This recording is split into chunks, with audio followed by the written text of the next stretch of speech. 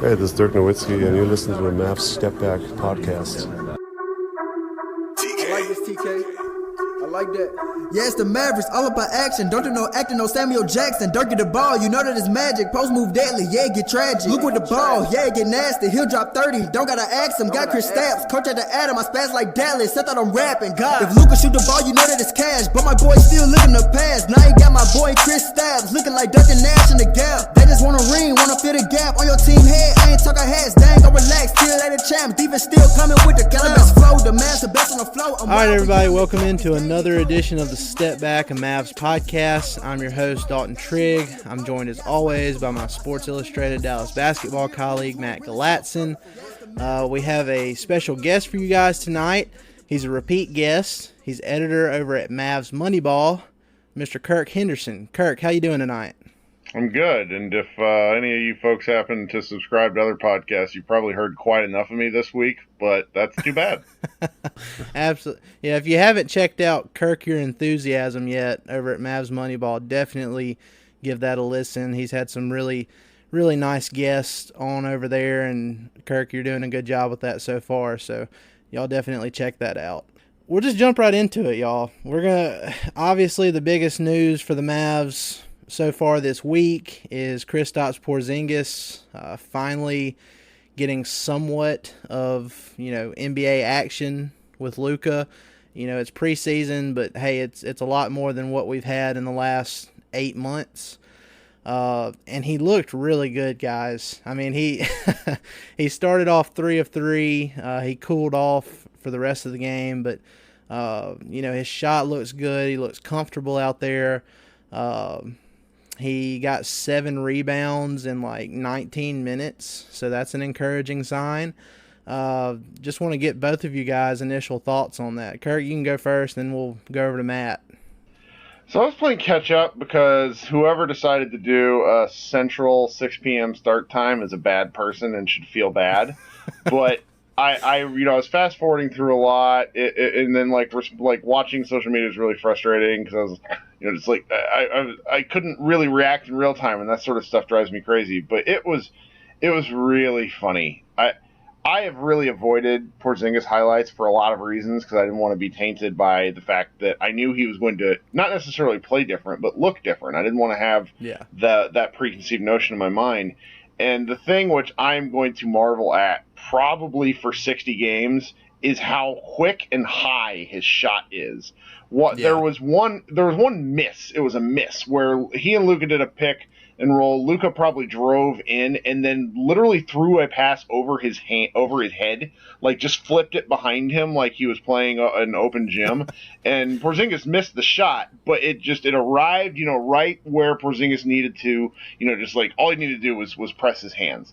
And so I was amazed. The other thing that really the move that sticks out was a pick and pop to start the second half, where he caught the pass from Luka. The crossover. And the crossover was like giggle. Like that was one of those moves that it looked like Durant, in all honesty. It was incredible.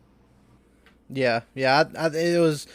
I was super excited, just getting this, like you said, it's a little bit different when you get to watch it in real time, so you really don't know how to react. There's just a lot of emotions. You're real excited about it. But yeah, when that play happened, I was like, man, this guy, he really is, back to where he needs to be if he's going to be doing stuff like that. Matt, what's your thoughts from KP's debut? Well, I like the shooting. Obviously, he's still a little rusty, and he shot 7 of 18, which isn't great. But my biggest takeaway from him was the rebounding. And I love the 7 rebounds in 19 minutes because, one of the big knocks on him coming in was he wasn't a good rebounder and he only got 5 or 6 a game or whatever. But it looks like he's kind of worked on it. He's worked on his timing. He's worked on getting in the right position.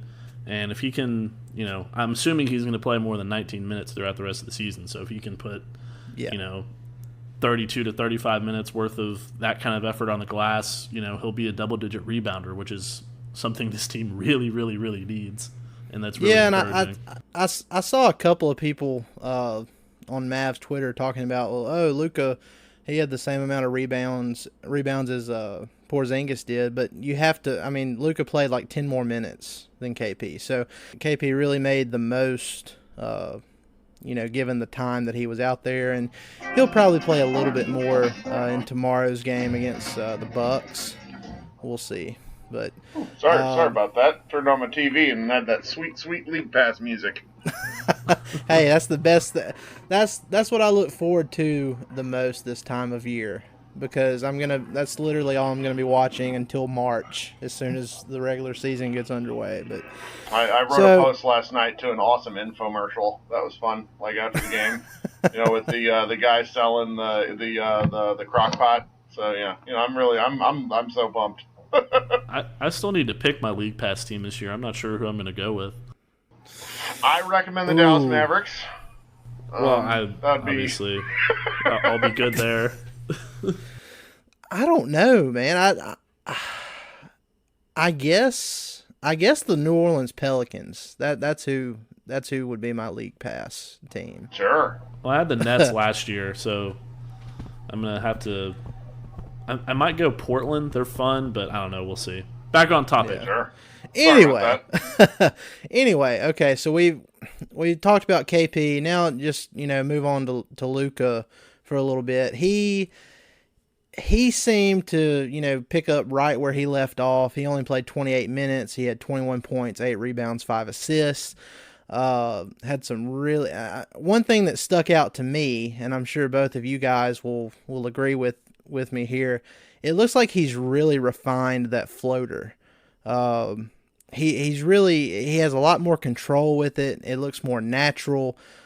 He started out the season showing off a little bit of that last year, and then it just it seemed like they weren't falling as much as the season went on. But he's in much better shape now. It shows.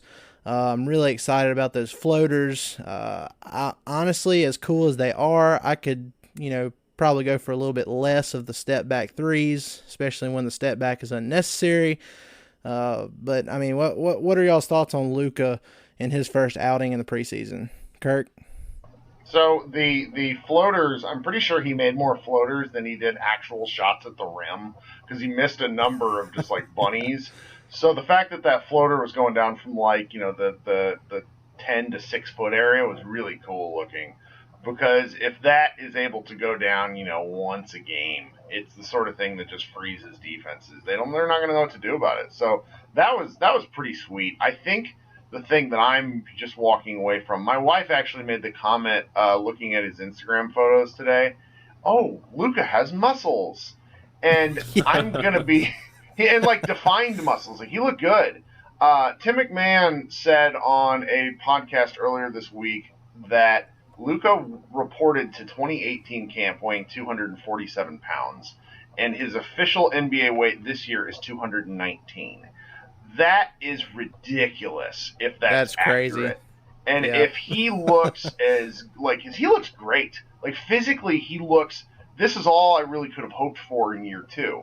I don't think we talk enough, as whatever kind of analysts we are, about how hard it is to get in like the super peak cardiovascular shape that these guys need to be in. I think that's going to take a really long time, like years. I mean, James Harden's a pretty good example, somebody we should look for somebody to model, because if Luka's going to have a 7% usage rate, he needs to be in as peak shape as he can. But reporting like this and looking like that was really something, because he looked like his strength was always there, and it was on display again last night. Like that Bruce Brown clown was all up in his grill and really pushing him. It's like, I'm like trying to make a name for himself, and it's like, dude, Luka's got 21, 8, and 5, and you didn't really bother him. And had he even a couple more baskets and or a couple more free throws gone down, he would have had a 30-point night. Like this wasn't. I couldn't be more excited to watch Luka play, because he was like, passes were on a dime last night too. That was what was really kind of crazy to me. Last year he had some location issues as the year wore on, where he would throw passes a little bit high. He caught DeLon Wright in the first half with a couple of corner 3 looks, and the ball just arrives in his hands the right way. And like that sort of stuff, if that's where he really needs to like this is absolute nitpicking, but if he cleans up his game like that, then he's going to be an all-star, and I would bet, a dark horse like MVP guy. Like I'm really that confident in him with how he looks. I mean, I think we've all talked when we chat, about how he might his numbers might could drop, but after watching that, I just don't see it. I don't see it. I know it's one game, it's an overreaction, but I think we're talking 25, 8, and 7. Yep. Blake is going to be really excited about that because he yells at me about that all the time. Yeah, so. I mean, I agree with that, and I mean, look, it's if the weight difference is as much as what you said, McMahon was I'm sure talking by the end of camp he was at 235 or so, because a lot of that's right. like in and out weight. But it's like getting out that extra that baby fat is really it matter. I think it might matter. Yeah, and I mean muscle obviously weighs more than fat, so it's not like he just shed 30 pounds and right. he lost any strength or anything. He's still super strong. He showed that off last night, like you talked about. But yeah, Matt and I, we talked about it last week on last week's episode. About how Luka, all he has to do, he shot 71% from the free throw line last year. If he can just get up to league average, which I looked at, the league average last year was 77%. If he could just get up to that, he really needs to be, better than that from the free throw line, given his abilities. But if he can just get up to league average, and if he plays, he played 31 minutes a game last year, so if he plays, 35, 36 minutes a game this year, I mean, he'll easily be at that 25 points per game average, in my opinion. So I really like what I saw from him. Matt, any thoughts? Yeah, I mean, kind of building off what Kirk said, it seems like, a lot of times last year his timing was off with his passes with some players, and it felt like he didn't really have, the connection that you want to see with players like when Wes Matthews was around and all the guys that traded off, and then when the new guys came in, it's just like he never really had the continuity all the time with those players, and they were still trying to figure each other out. And based off last night, it looks like he's already really comfortable with the new guys, and I think that's huge. Yeah. Kirk mentioned DeLon Wright. I thought he looked really good alongside Seth Curry. He already looked very comfortable with KP, which is which was a great sign to me. And obviously, I'm gonna be a little bit upset about the free throws because that was a big thing last year with. I can't even remember what he shot. Was it 71%? You said? Yeah, it was 71. That has to get better. But if you're nitpicking a guy's free throws based on everything else, especially since he's 20 years old, I'm really excited to see what he can do because it 25 a game doesn't seem like a reach anymore. It did before I watched last night, and the assist numbers I think are going to go up with more shooters around him, and the rebounding is probably going to stay around the same. Hopefully, I would actually prefer his rebounding to go down a little bit because that would mean that people like KP are pulling their weight where they should. But yeah, I thought he looked great and in shape, and the timing was great, and I'm really, really excited. Yeah, and I have to go back and watch the tape and pay closer attention to it to say this for sure. But at first glance, watching that game, not only does losing the weight increase his ability to stay on the court longer and especially throughout the 82-game NBA season, but it seemed to me like he's able to stay in front of his defender a little bit. I mean, he as a defender, he's able to stay in front of the other guys, more so than he was last year. I'm not going to say he still has a lot of room to improve on the defensive end, but just at first glance, it looks like he improved a little bit on that end of the court too, which, anything the Mavs can get on that end, we'll get into their opponent three-point shooting percentage a little bit later, but any help they can get on that end, they need to get it. So look, we're going to end on this before we take a quick break here, but guys, what is one Mavs thing so far in preseason that you like and don't like? Kirk, we'll start with you. What I don't like has been the schedule. Who schedules a back-to-back in preseason, guys? What a road back-to-back? What are we doing? I know the reasons why they did it. I've asked around. They have to get this certain number of games. They don't want training camp to be longer. Yada yada yada. Don't care. Bad idea. Really awful. The national television game, which fans paid to go see, and then the two best players sat. That was awful. Just can't really get around it. But I suppose it's time to move on from that because it's over with. The thing that I have liked in the preseason has been Josh Reeves. He played 24 minutes the first game, and then last night he got in for the final 6 minutes of the fourth, and the dude just mixes it up. I don't know when he's going to be on the actual Mavs roster, but it's going to be if he's going to make an argument. He just strikes me as the kind of guy that Carlisle won't be able to take his eyes off of in terms of how hard he plays. And you know, with some of the other guys that we've got on the roster who, you know, they've had their time, and these are the, you know, kind of hits that the Mavericks need to make on a guy like him if they're to be successful, you know, 2-3 years from now. So I really like Reeves. That's my, you know, that's my love so far of the preseason, away from the obvious things. Well, I think I speak for all of hashtag Reeves Hive when I say welcome, Kirk.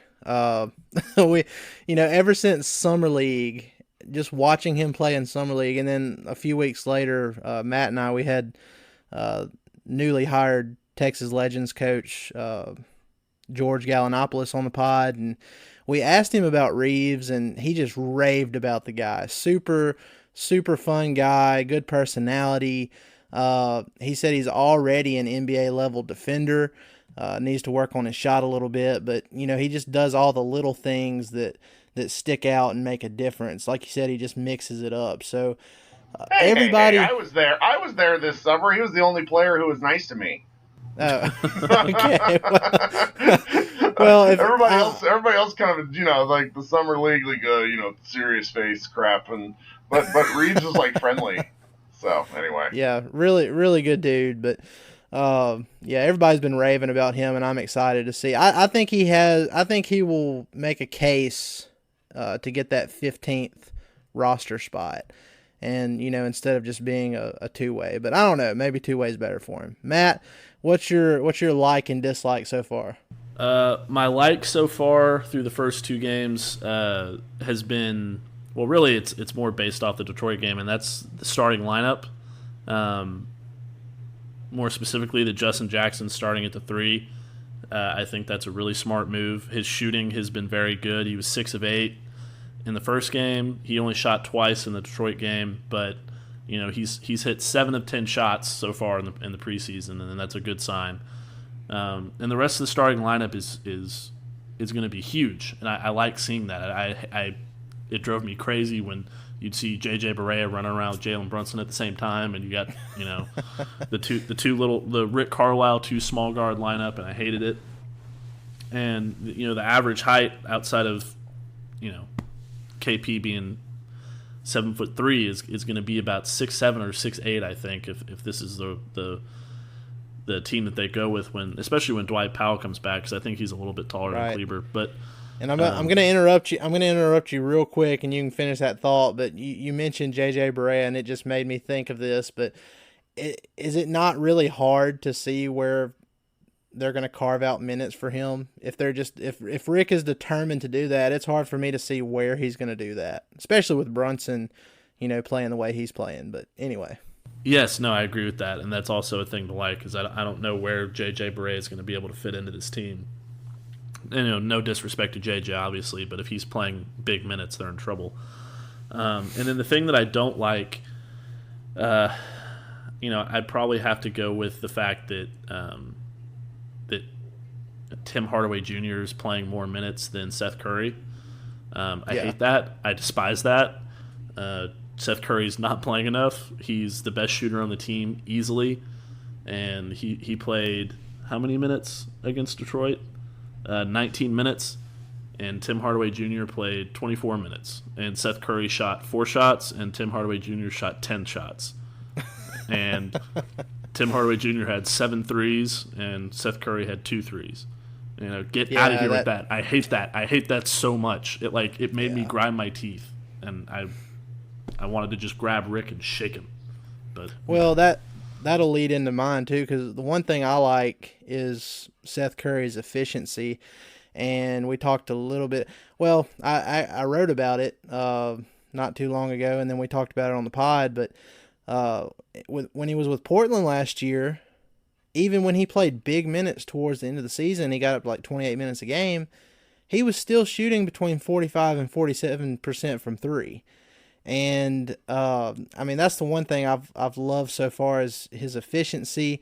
I think they need to try and get him as many corner threes as possible, because he's 50% from the corner for his career, which is ridiculous.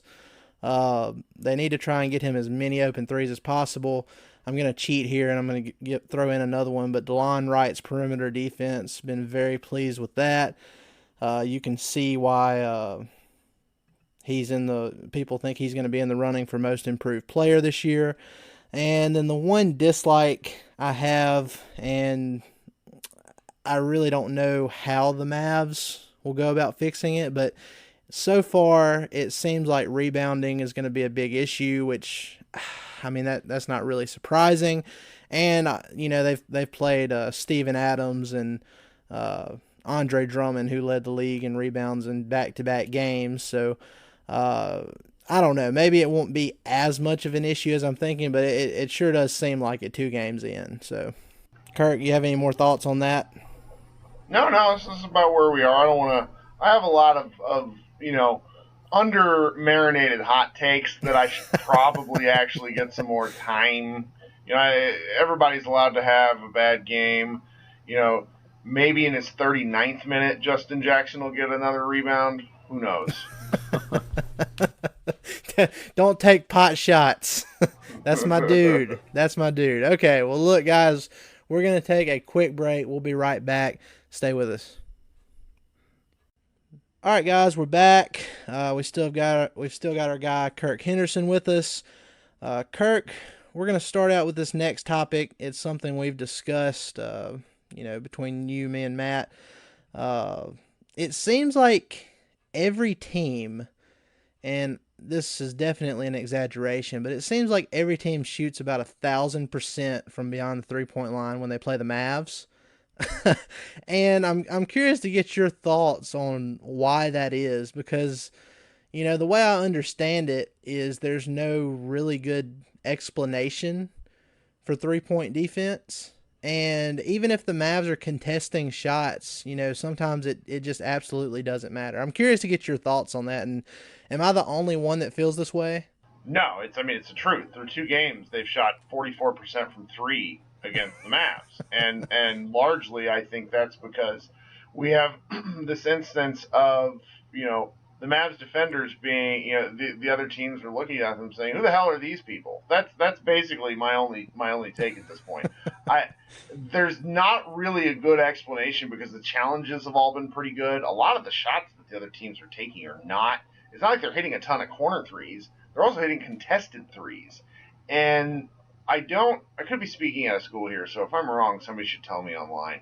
I feel like Seth Partnow, who works at The Athletic, has written or talked about how the analytics guys don't really know what causes good defense from 3-point range.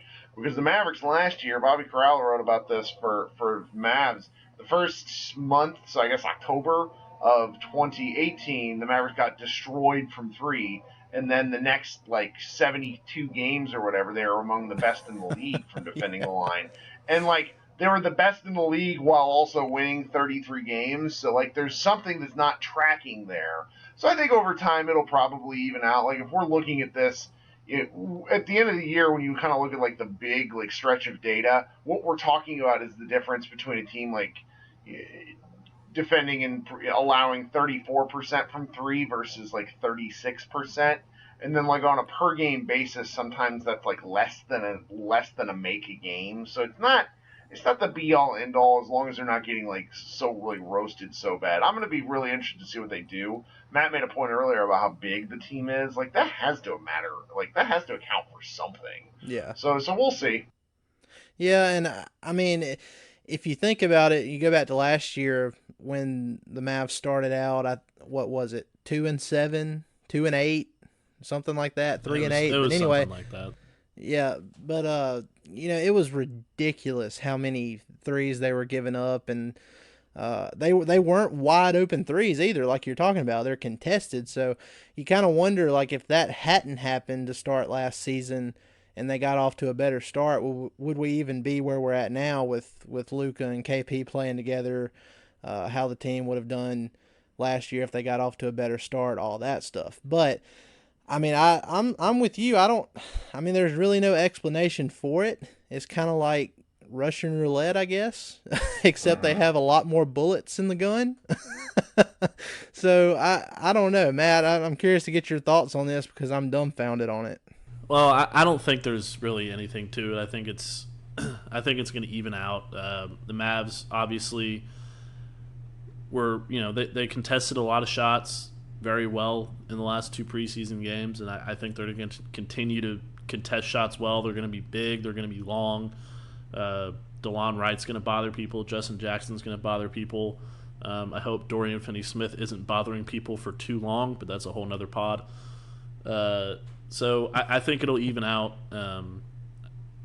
I hope it doesn't start off like it did last year because that was just brutal. But it's not the kind of the kind of numbers that they're giving up right now aren't sustainable throughout the entire season, especially given the way that they defended the 3 last year, and they're better and more athletic and all of those things, and it'll definitely even out. Guys, we're going to move into this last topic here. I did a solo pod a while back, so most people know by now. I've got the Mavs as going 45 and 37 this season if they stay completely healthy. I've got them making it as the 7th seed in the West, and I think they'll either play the Rockets or the Nuggets in the first round. And I'm curious to get both of you guys' takes on this and see where you think the Mavs will end up this year in the Western Conference standings and who they'll end up playing, and then we'll move into Eastern Conference Finals and Western Conference Finals predictions. But Kirk, where do you have the Mavs finishing this year? I got them finishing at about 500 at 41 and 41. I think they will miss the playoffs just barely. I'm also of the broad-based opinion that there are at least 5 games every year that are absolute ungodly toss-ups, and I really think that prediction could kind of swing either way by 3 to 4 games, depending on how things go. I'm really positive with them right now. I think that the schedule presents them with a lot of opportunity. Yeah. I'm sure by like January or even December, like in your head, there's going to be all these, you're going to have some interesting trade ideas. I think if they're anywhere within playoff contention, heading into that awful February schedule, the Mavericks might make a move to try to improve the roster's, talent overall. So that's kind of where I am right now. I do see a pretty good path. I just think that the mix and the jumble, and then paired with the fact that just the back half of the schedule could be really awful, might end up, resulting in kind of a late fade. But it's a little bit of a hedge. I really feel good about the team. If they make the playoffs, I'm going to be ecstatic. That's what the goal should be. I do think that anywhere from like that 6, 7, 8, 9, 10 range is probably going to be separated by like 5 total wins when it's all said and done. Just looking at the schedule, and as both of you know, every time the Mavs play in New Orleans, I make it a point to go down there. And the first one is the second game of the season on October 25th. The second one is, I believe, their first game in December. It's on December 3rd. I'll have to check that. But I think by December 3rd, we'll probably have a better idea, of if they're really going to be in the playoff hunt or not. Because like you said, they really don't have that tough of an opening stretch, especially, compared to how the last 2 seasons have opened. So they really need to take advantage there. They need to pile up some wins early, give them a little bit of breathing room heading into the new year, and we'll see how it goes. But as far as being in playoff contention and, looking at the trade market, I don't think they have the assets now with what they gave up in the Porzingis trade to get to, realistically get in on it. But I mean, I'm going to be looking hard at Bradley Beal. I really hope that there's, some way they could get into that, but that's something we can talk about at a later date. But that's who I have my eyes on early. That's my early trade watch. But Matt, what's your prediction for the Mavs this year? Well, besides the fact that I don't think they're going to have any realistic shot of trading for somebody like Bradley Beal, Don't crush my dreams. I mean, I'm not too far away from Kirk. I have the record a little bit better. I have them at 43-39, but I do think they slide into the 8 spot. If not just because the West is just going to beat the shit out of each other for the entire thing. I do think they'll make a trade in February because I think they're going to be able to sniff the playoffs. And we all know who I want. I won't mention his name. Yeah. But this is the Goran Dragic pod. Yeah, but I'm sure they'll make a move to try and get some serious talent. But 43-39, I think that's a 10-game improvement. I don't think that's unrealistic. They're better in a lot of areas that are very key to winning basketball games where they were, where they frankly lost a lot of their games last year.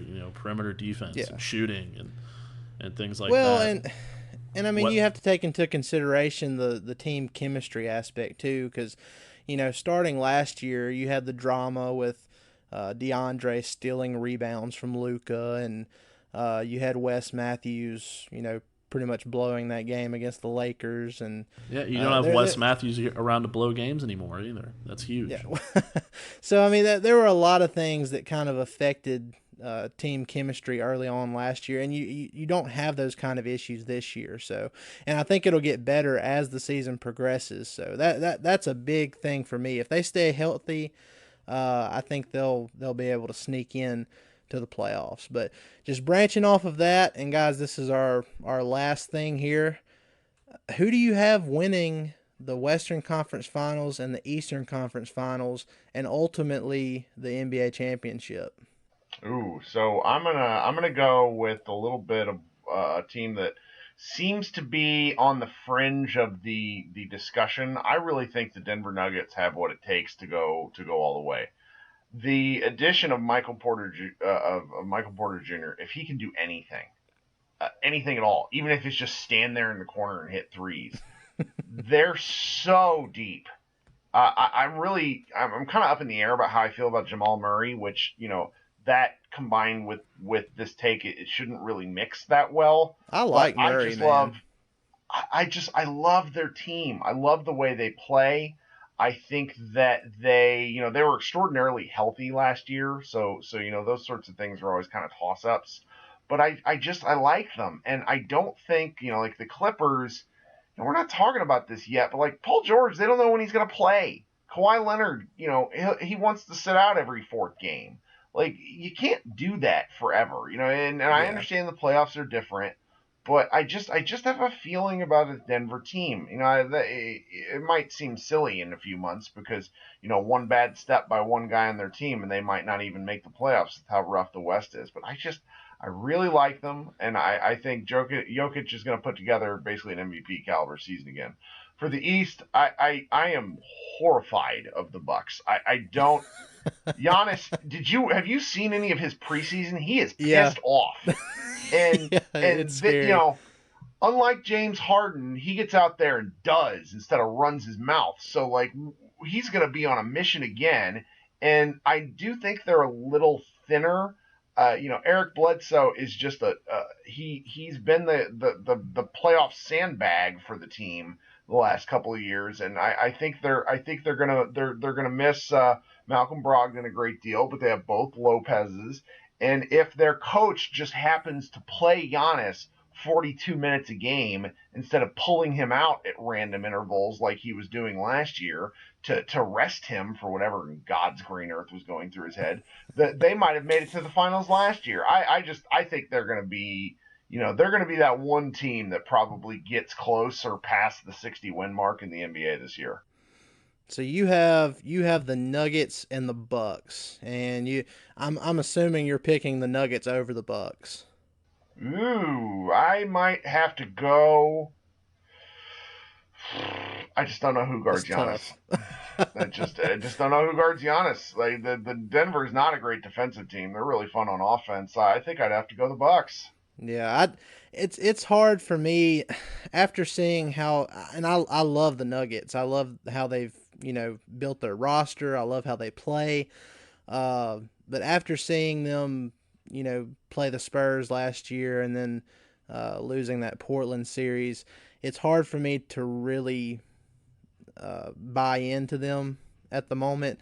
But I've got, out of the West, I think it'll be the Clippers and the Rockets. As much as I want the Rockets experiment with Westbrook and Harden to not work, I know better than that. I know it's going to work, and they're going to win a lot of games. And I think that road ends at the Western Conference Finals, though. I think the Clippers will go to the finals, and then in the East, I've got the Bucks and the Sixers, and I think the Bucks will make it. So, and I've got the Clippers beating the Bucks in the NBA Finals. And I told Matt this before we got on here, Kirk, but I'm kind of I'm kind of picking the Clippers over the Bucks for selfish reasons, because before the Raptors closed out the Warriors in this past year's finals, I tweeted out something like, Kawhi Leonard, he could really start to cement his legacy as one of the greatest players of all time if he wins a championship, beats the Warriors, ends their dynasty, goes to a team like the Clippers, and then wins a title for them the very next year. And we're getting closer to that prediction coming true. So I would really like to see that come to pass. Matt, what are your predictions? I'll start with the East. I've got the Bucks, and I've actually got a little bit of a dark horse with the Indiana Pacers. Nice. Playing the Bucks in the Eastern Conference Finals. The Bucks are going to destroy them, but I do think the Pacers are going to get there. Oladipo's coming back. They added Brogdon. Miles Turner, I think, is going to get better. I know they lost Bojan Bogdanovic, but they're still a really dangerous team, and the East isn't great. I don't think the whole Al Horford Twin Tower thing in Philadelphia is going to work, and that they don't really have any shooting. So I think the Pacers are going to slip past them, but the Bucks are going to make it into the finals. And then in the West, I've got the Clippers and the Jazz. And I think it's going to be a really tough series because I really like what the Jazz have put together. Ingles and Bogdanovic on the outside is going to be a nightmare, and Mike Conley is going to be able to stabilize the backcourt there with Donovan Mitchell. I think all those guys around Mitchell is going to make him a more efficient player. I hope, because he has so much talent. And I hate saying that I want that the Clippers are going to get in, because it seems like the trendy thing to say, but they're just so good even without Paul George. Yeah. They've got so many good players. they were a nightmare last year without Paul George on the roster, and then they had Kawhi, and they're gonna absolutely bully people. Yeah, they go 10 deep, and that's an extremely good roster. I don't see defensively they're probably going to be the best defensive team in the league for sure, and I don't know. I can see them winning probably like 60, 65 games, depending on how many games Kawhi and Paul George end up playing throughout the regular season. But yeah, I'm really high on them. I don't think they're going to get the 1 seed, because I think it's going to take a little while for things to come together for them. I think they'll probably end up being maybe a 3 seed or a 4 seed. But by the time they get to the playoffs, I think they'll have everything figured out, and they'll make their way through. But I do think the Bucks are going to beat them. I think this is their year. And Giannis just is the Terminator, and that's he's going to do what he wants to do. And look, we're going to close this thing out, but before we do, let me just say that I'm very proud of both of you guys for not even mentioning the Lakers. I think we're all on the same page here that the Lakers just aren't as good as what they're being. I mean, they're good with LeBron and AD, but I don't think they make it to the Western Conference Finals. Well, I don't think so either. They're like you are closer than Matt and I just due to your location, but I've seen enough Anthony Davis over the years. I did a look. I have an article coming out next week just about how the Pelicans are basically primed to be the Mavericks' chief rival the next several years, just to the way the timelines of the two teams work up. And over the course of time that the Pelicans had Anthony Davis, the Mavericks won more games. And the Mavericks weren't really that good between 2012 and now. He is an incredible individual talent that doesn't seem to translate to wins for whatever reason. And maybe it's not his fault. Maybe it's just the way the game's played. And then you pair that with the fact that he misses minutes every game due to something.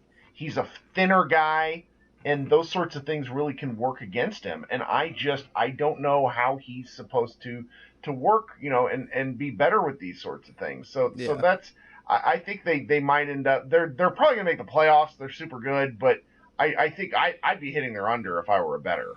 Well, yeah, and not only that, but they don't have a lot of depth. Like, they spent all of their money, and they got Danny Green and obviously AD, but what else do they have? I don't see what they can put together that challenges for a championship. Yeah, and I mean, look, that like Kirk said, the Mavs had a good record against the Pelicans. When he was in New Orleans, I remember I went to a game. I think it was 2 years ago. And I think the Mavs, they were playing there on like the second night of a back-to-back, and they were resting like literally everybody.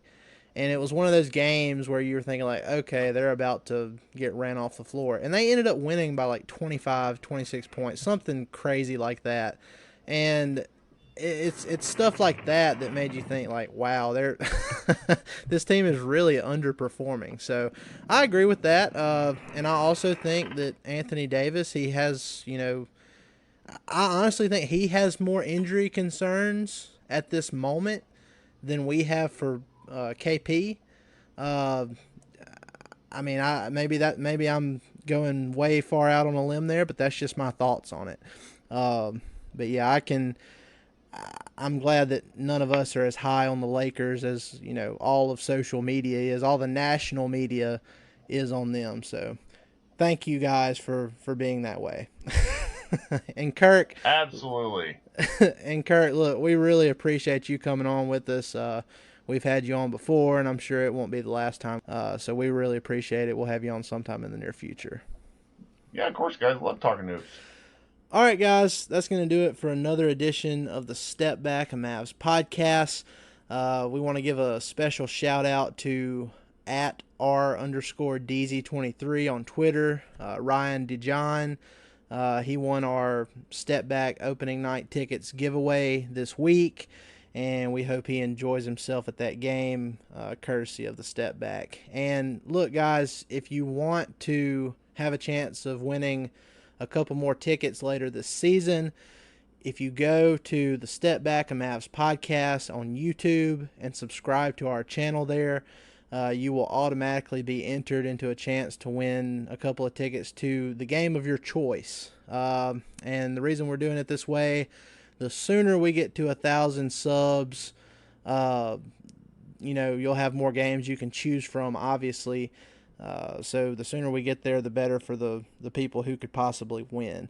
And also, when we get to 1,000 subs, we can start doing some YouTube live stuff, and be sure to go hit that subscribe button. And obviously, be sure to like and subscribe on all your other favorite podcast platforms, and leave us a review if you wish. Matt, anything else? Yeah, if you guys have any other kind of content that you want us to, give a shot or try out for you guys, just let us know. Send us a DM on the Step Back Twitter account. It's just @StepBackMavs. And we want to try and do some new and different things, and YouTube is just one of those avenues. So just let us know if there's anything else you want us to try. Fish and I are going to start doing some post game videos for you guys, things like that. But any other ideas are always a big help. Yeah, we haven't done a listener Q&A in a while, Matt, so we definitely need to kind of promote that and do that pretty soon, maybe before the season starts. Yeah, we've got very special guests the next 2 weeks, but probably sometime after that. Yeah, you guys are going to be happy with our next 2 guests. I'll just put it that way. But again, we appreciate y'all coming in and listening to us. We appreciate our buddy Kirk Henderson from Mavs Moneyball dropping in and talking with us for a while. But yeah, guys, enjoy your weekend. Enjoy the Mavs and the Bucks. They play at American Airlines Center tomorrow, and we will talk to you next week. Have a good one. A lot of times feel like I was on the road to nowhere. Tell me why all these people up in my face acting like I know them. Feeling like Luka Doncic, rookie of the year, I'm the coldest. God speaking through me every single track, prophet like Moses. Asking why I gotta wait till I'm dead to go and get my roses. Feeling like Mavs 2019, grinding, unfocused. I used to go to bed at night, discouraged, so hopeless. Went through the same pain, my friends chose drugs to cope with. Now I'm reading all these hating comments, man, it got me in motion. I had to whip up the potion, I ain't even with the boasting.